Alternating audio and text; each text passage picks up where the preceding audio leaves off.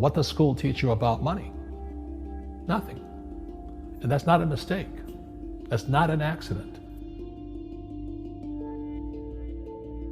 The way to keep the poor and middle class working hard is never teach them what the rich know. What the rich teach their kids about money, the poor and middle class do not. If you read Rich Dad, Poor Dad, Rich Dad's lesson number 1, the rich don't work for money. Don't you touch that stuff. If I pay you, you think like an employee. Your brain will change. If you learn never to work for money, you'll be a rich man. The people that are being screwed today are the poor and middle class because they work for money. You know, the banker friends, they're not working for money. They have money working for them. Yeah, very big difference in mentality here. What is financial education? It's not get a job, work hard, save money, and invest in a well-diversified portfolio of stocks, bonds, mutual funds, and ETFs. That's not it. The financial industry is 2 things, debt and taxes.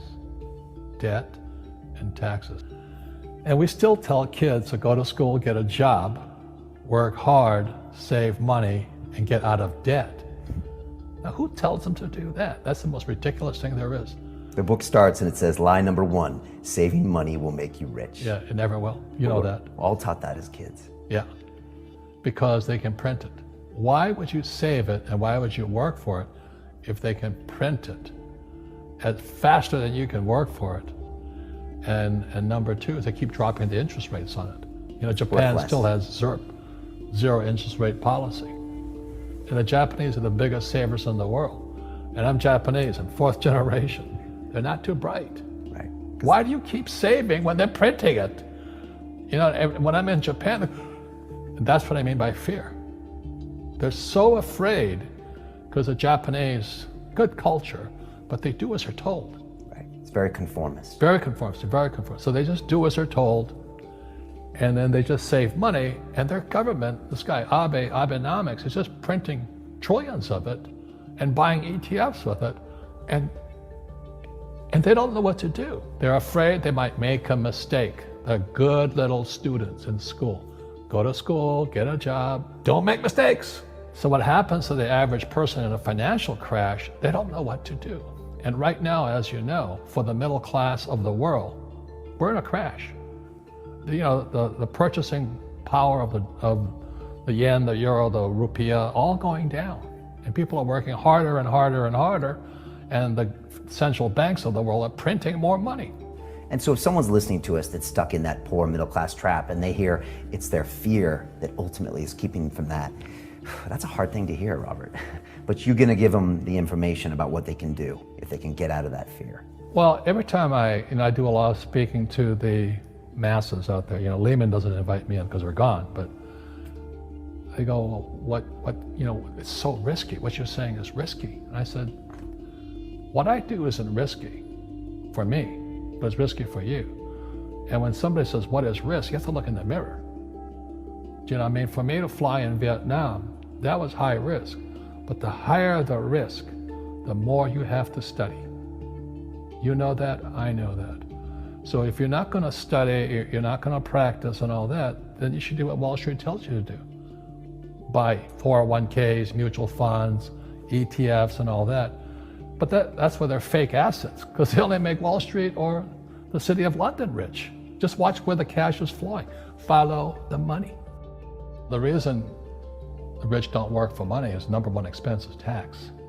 See, there's 3 kinds of income: earned, portfolio, passive. So earned income is if I get a job, that's earned income.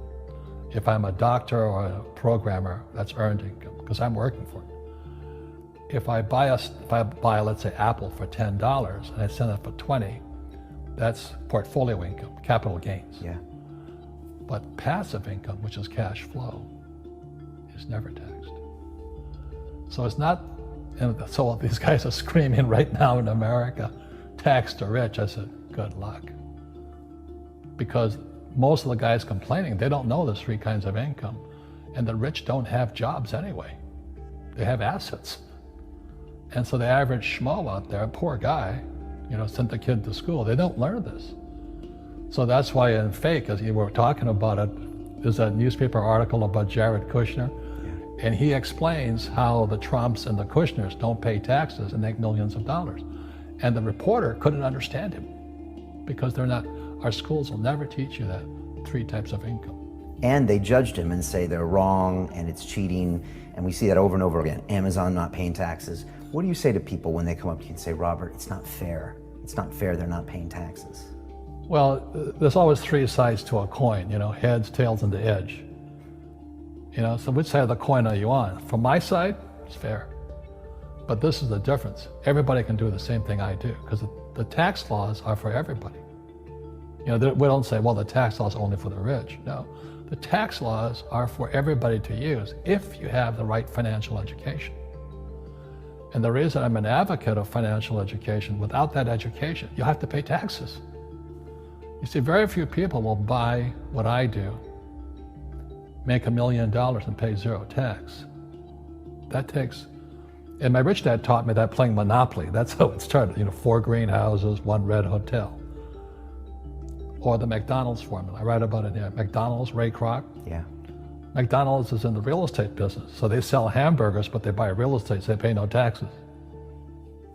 You know, this guy Bezos, well, he's $16 billion. How much tax did they pay on that $16 billion? 0. And that's all legal. Anyone can do it. Everybody can do but it. Most people lack the education. Correct. So Jared learned about money when he was a kid by watching his father, by watching these people invest in real estate, and said, wow, not only do you get to make the money, you get to keep the money. That's a big problem a lot of people don't understand. They, look how much money I made, but how much did you keep? Because that could be half. How much tax did you pay? Right, what tax did you pay?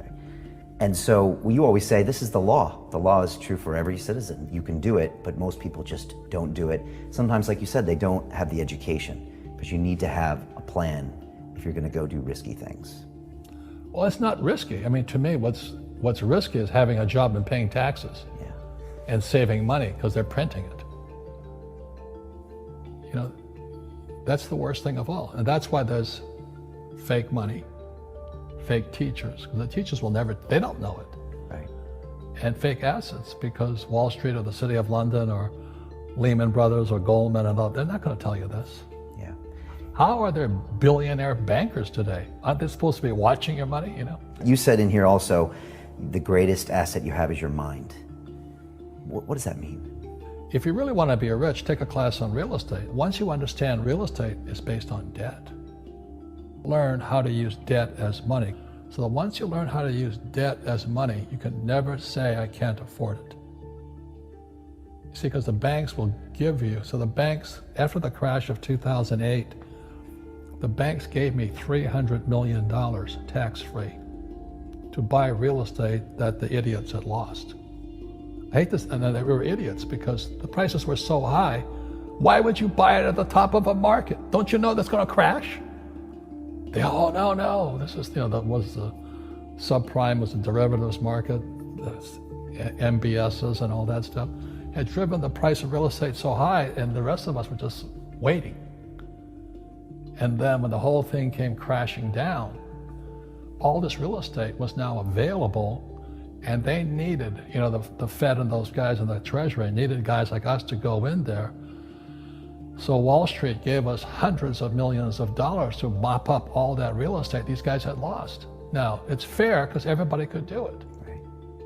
So, you know, when I asked the average guy, I said, why don't you use debt? They can't even get a loan because their scores, their FICO scores, I don't even have them here, are so bad. Right. So that's what's going on in the world today. It's fake money, fake teachers, fake assets. The school teachers will never tell you that because they don't know it. My poor dad never knew that. And they think the rich are crooks. The rich just play by different laws. The rules are the same, but you have to do what the government wants you to do. Never say, I can't afford it. Ask yourself, how can I? The reason I have so much money is because I don't say I can't do it. I just go, how can I do it? And I just go and do it. I make a lot of mistakes, but that's how I learn. How can I? It's just a matter of personal willpower, which is spiritual. Just saying, if they can do it, I can do it. And how can I? How can I? And I think as you once said, words become flesh. Yep.